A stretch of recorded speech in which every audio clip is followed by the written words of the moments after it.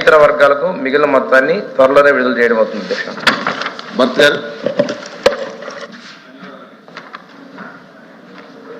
ధన్యవాదాలు అధ్యక్ష.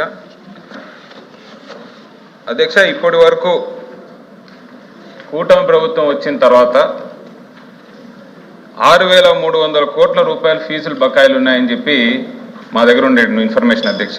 అలాగే 2,200 కోట్లు హాస్టల్ మెయింటెనెన్స్ గాను మొత్తం 8,500 కోట్ల రూపాయలు ఫీజు రియంబర్స్మెంట్ పెండింగ్ ఉంటే ఇప్పటి వరకు కేవలం 700 కోట్లు మాత్రమే కూటమి ప్రభుత్వం పే చేసినట్టు, ఇంకా 7,800 కోట్ల రూపాయలు పెండింగ్ ఉన్నట్టు మరి తెలుస్తోంది అధ్యక్ష. కేవలం అసెంబ్లీ ఉందనే ఒకే ఒక కారణం చేత, ఇలాంటి క్వశ్చన్స్ అడుగుతారనేటటువంటి కారణం చేత 1,200 కోట్ల రూపాయలు బీఆర్ఓ మాత్రమే ఇవ్వడం జరిగింది అధ్యక్ష ఇప్పటి వరకు. అది కాకుండా ఒక్క రూపాయి కూడా ఇంతవరకు కాలేజీల అకౌంట్లో కానీ కాలేజ్ యాజమాన్యం కానీ చెల్లించినట్టయితే మరి ఎక్కడ చెప్పడం లేదు అధ్యక్ష. ఇది వరకు జగన్ గారు ఉన్నప్పుడు క్వార్టర్లీ పేమెంట్స్ రిలీజ్ చేయడమే కాకుండా ఏ క్వార్టర్లో కూడా ఎక్కడ పెండింగ్ పేమెంట్ లేకుండా చేసినటువంటి ఘనత మరి జగన్మోహన్ రెడ్డి గారు అయితే 8 క్వార్టర్లుగా ఒక్క రూపాయి కూడా ఇంతవరకు పే చేయకుండా కాలేజ్ యాజమాన్యమే కాకుండా ఎంతోమంది విద్యార్థుల భవిష్యత్తుతో కూడా మరి కూటమి ప్రభుత్వం ఆడుకుంటూ ఉంది అధ్యక్ష. అది కేవలం అక్కడ ఉండేటటువంటి యాజమాన్యం హాల్ టికెట్లు ఇవ్వక అక్కడ విద్యార్థులు చాలా ఇబ్బందులు పడుకుంటా ఒక రకమైనటువంటి మానసిక ప్రాబ్లం కూడా వాళ్ళు వెళ్తున్నారు అధ్యక్ష. రాబోయేటటువంటి కాలంలోనైనా ఎప్పటి వరకు ఈ బకాయిలు క్లియర్ చేయగలుగుతారు, క్లియర్ చేసేటటువంటి ఉద్దేశం ఉందా లేదా? 7,800 కోట్లు పెండింగ్ బకాయిల్లో 1,200 కోట్లు మాత్రమే బీఆర్ఓ రిలీజ్ చేశారంటే మరి మిగిలినటువంటి బకాయిల్ని ఏ లోపల క్లియర్ చేస్తారని నేను అడగదలుచుకున్నాను. మురళి గారు. ఓకే, మంత్రి గారు.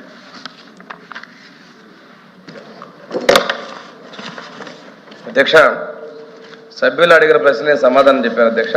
అంటే వాళ్ళు అడిగింది 2019 నాటికి ఉన్న బకాయిలు అడిగారు అధ్యక్ష. అవి మొత్తం చెప్పడం జరిగింది. వాళ్ళు అడిగినట్లు మా ప్రభుత్వం అధికారంలోకి వచ్చిన బకాయిలు అడిగితే మాత్రం వాళ్ళు చెప్పిన మాట వాస్తవం అధ్యక్ష. కానీ ఆ బకాయిలో వాళ్ళు ఎందుకు పెట్టెళ్ళారో అర్థం కాల.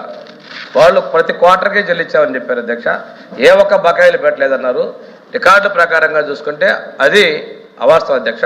రెండోది, వాళ్ళు అడిగిన ప్రశ్న ప్రకారం వెళ్తున్నాం అధ్యక్ష. 2014-15 బకాయిలను వాళ్ళ చిత్తశుద్ధి ఉంటే వాళ్ళ ప్రభుత్వం దిగిపోయే నాటికి కూడా ఇంకా 224 కోట్ల బకాయిలు అంటే మేము వచ్చి చెల్లించాం అధ్యక్ష. 5 ఏళ్ళ తర్వాత 2019-20 మధ్యలో వాళ్ళు ఇచ్చింది 1,435.49 కోట్లు, 20-21లో 338.88 కోట్లు, 21-22లో 0.85 క్రోర్స్ అంటే 85 lakhs, 22-23లో 1,85,00,000, 23-24 5,46,00,000. అది కూడా ఎప్పుడంటే అధ్యక్ష 2019 జూన్ నాటికి ఉన్నటువంటి ఈ బకాయిలు వాళ్ళు చెల్లించింది అధ్యక్ష. అవి పోను ఇంకా కూడాను 224.37 కోట్లు ఉంటే అది మేము వచ్చిన తర్వాత ఈ 14-15 బకాయిలు చెల్లించాము అధ్యక్ష. వీళ్ళు గతాన్ని మర్చిపోయి చదంటే ఏ క్వార్టర్కి ఆ క్వార్టర్ ఇచ్చామని చెప్పడం కూడా సత్యదూరాలు అధ్యక్ష. ఇందులో కూడా అధ్యక్ష ఇంకొక దారుణమైన విషయం ఏంటంటే 2019కి ఉన్నటువంటి బకాయిల్లో ఎస్సీ ఎస్టీలకు సంబంధించినటువంటి ఎస్సీలకు చెందిన 43.60 కోట్లు, అదేవిధంగా ఎస్టీలకు చెందిన 6.22 కోట్లను కూడా వాళ్ళు పెండింగ్లో పెడితే మేము వచ్చిన తర్వాత చెల్లించాము అధ్యక్ష.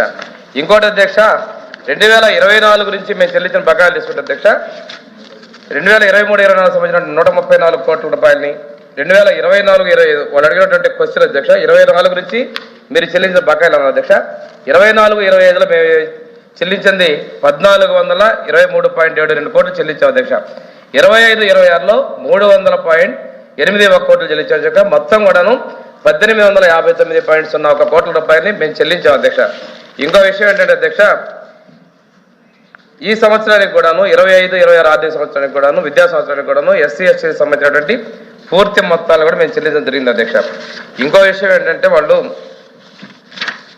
2024కి ముందు వాళ్ళ పీరియడ్లో వాళ్ళు పెట్టిన బకాయిలు 4,000 కోట్లు అధ్యక్ష. అందులో కూడాను మనకి ఒక హైపవర్ కమిటీని ఏర్పాటు చేయడం జరిగింది హెచ్ఓడీలతోటి.